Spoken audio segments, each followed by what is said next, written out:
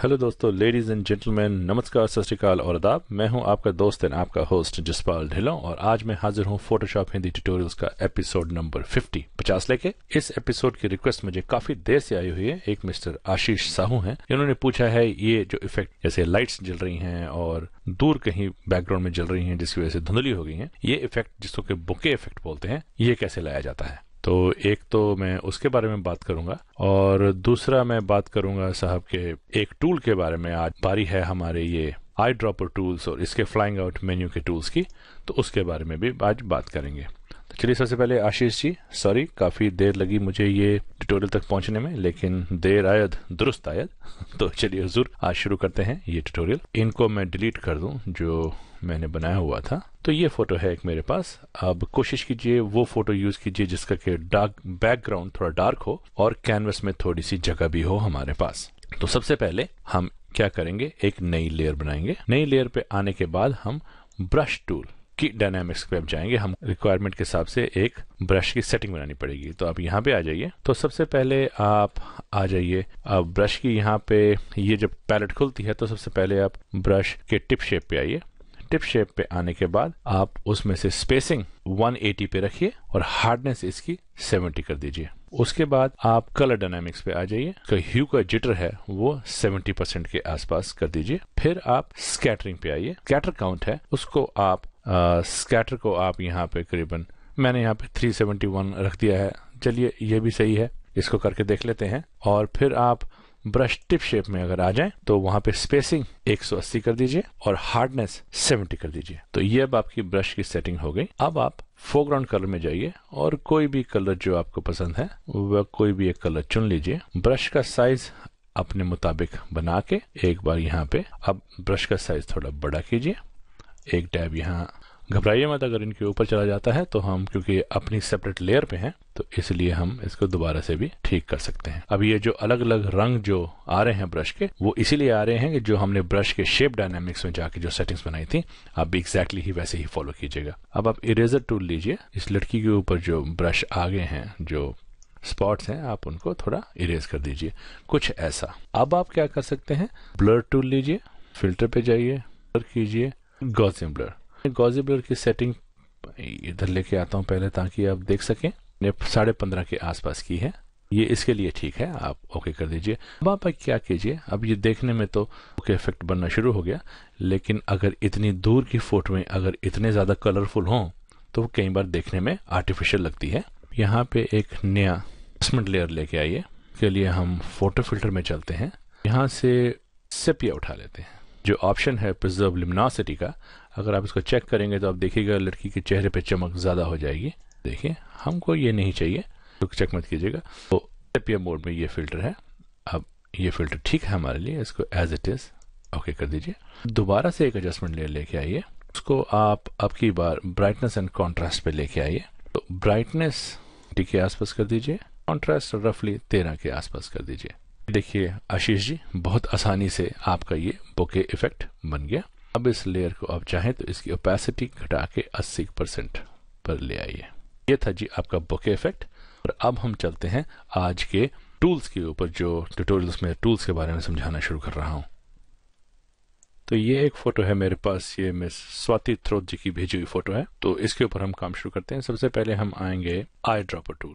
Eye dropper tool का मतलब ये है कि ये जब भी हम जहां भी इसको क्लिक करेंगे, ये उसी एक पिक्सल का को सैंपल करेगा और उसको आपके फोरग्राउंड कलर में बदल देगा। जैसे अभी हमारा फोरग्राउंड कलर ब्लैक है, अगर मैं यहाँ ग्रीन पे आके क्लिक करता हूँ तो इसने वो एक पिक्सल चुना और आपका फोरग्राउंड कलर अब ग्रीन हो गया। और अब अगर मैं यहाँ पर आके ब्रश टूल लूं और अब अगर मैं जहां भी रंग करूंगा, इसने वही फोरग्राउंड कलर के हिसाब से उसको रंगना शुरू कर देगा। अब मैं चाहूं तो फिर से ऑल्ट जो शॉर्टकट है उसको दबा के अगर मैं इस कलर को सैंपल करूं तो अब इसने वही कलर हमारा फोरग्राउंड में बदल दिया और ये अब उसको ऐसे रंग करना शुरू कर देगा। यही इसका मकसद है। इसको आई ड्रॉपर टूल कहते हैं। ये आई ड्रॉप के हिसाब से एक ही पिक्सल को सिलेक्ट करके उसको आपके फोरग्राउंड कलर में बदल देता है।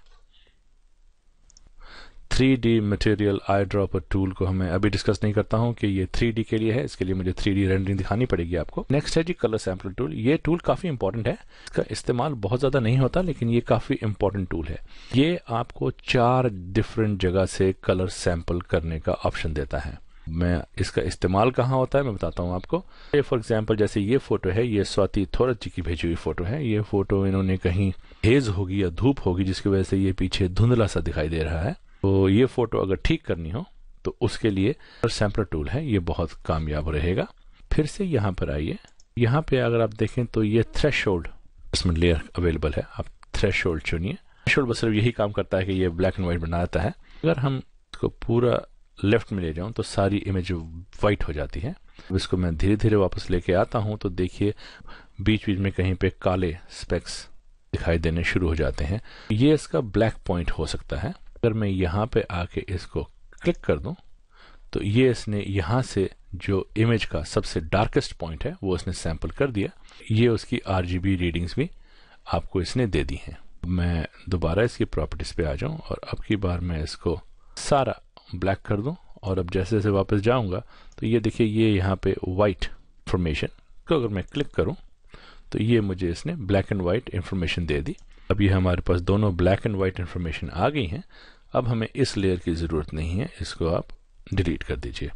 अगर आप ध्यान से देखें तो ये अभी भी हमारे पास 2 black and white points set हैं। अब आप कंट्रोल L करके लेवल्स लेके आइए। ये जो वाइट आई ड्रॉपर टूल है इसको अगर मैं एक बार यहाँ पे क्लिक करूँ तो ये देखिए फोटो थोड़ी सी निखर जाती है। ये जो ब्लैक आई ड्रॉपर टूल है इससे अगर मैं यहाँ क्लिक करूँ ये फोटो का ब्लैक पॉइंट सेट हो जाता है। तो ये फोटो पहले से काफ़ी अच्छी हो जाती है। ये अभी तक पूरी तरह से अच्छी नहीं हुई है लेकिन पहले से बहुत फ़र्क पड़ गया। रूलर टूल ये जनरली ग्राफिक डिज़ाइनर्स के काम के लिए आता है। इसे आपने नापना हो तो यहाँ पे देखिएगा ये इसकी एक्स एक्सिस, जो ये एक्स एक्सिस है और ये वाई एक्सिस है ग्राफ का, वो ये इसकी विड्थ, ये हाइट। और अगर मैं यहाँ से इसको क्लिक करूँ, वैसे अगर मेरे को नापना हो ये कितनी दूरी है, अगर मैं यहाँ से इसको क्लिक करके यहाँ पे लेके आऊँ तो आप देखिए, ये देखिए इसकी विड्थ इतनी है, इसकी हाइट इतनी है। एक्स एक्सिस और वाई एक्सिस ये रीडिंग्स लेने के काम आता है, इसका और कोई मकसद नहीं है। इसका नाम जैसे सजेस्ट करता है कि ये रूलर टूल है। अब नीचे नोट टूल, नोट टूल यहाँ पे कोई नोट डालने के लिए है। जैसे आपने कुछ काम किया इस फोटो के ऊपर और अब आप किसी और को भेजना चाहते हैं तो मैं जैसे यहाँ पर अगर क्लिक करूँ छोटा सा विंडो खुल जाती है। इसमें मैं लिख सकता हूँ प्लीज कलेक्ट वाटर कलर्स और इसको बंद कर दें। तो ये अब नोट है आपको, जो जाके इसको जब भी क्लिक करेगा तो ये देखिए इसको इन्फॉर्मेशन मिल जाएगी कि यहाँ पे कुछ इन्फॉर्मेशन डाली गई है मेरे लिए। स्ट्रिक्ट नोट्स होते हैं वैसा सही है नोट टूल, उसका काम है। काउंट टूल 1 2 3 4 काउंट, ये अगर आपने साथ में ये देना हो कि भाई एक this is 1, this is second area, तीसरा आपने यहाँ काम करना है, चौथा आपने यहाँ काम करना है, ऐसा। तो ये किसी और को ध्यान अटेंशन ड्रॉ करने के काम आते हैं। तो ये थे सर जी आज के 2 टूल्स एक्सप्लेन्ड। आई ड्रॉपर तो सिंपल है, सबसे कम यूज और सबसे पावरफुल यूज इस टूल्स में कलर सैम्पलर है, जैसे मैंने आपको बताया था इसके बारे में। तो सब ये थे मेरे आज के ट्यूटोरियल्स। सो जाने से पहले हमेशा की तरह अगर आपको मेरे ट्यूटोरियल्स पसंद आते हैं तो आप प्लीज़ जरूर इनको सब्सक्राइब कीजिए। सब्सक्राइब करने का फ़ायदा यही है कि जब भी मैं कोई नया ट्यूटोरियल अपलोड करूंगा आपको उसकी नोटिफिकेशन आ जाएगी। आप उसको अपनी सहूलियत से जब जी चाहे जहाँ जी चाहे देख सकते हैं।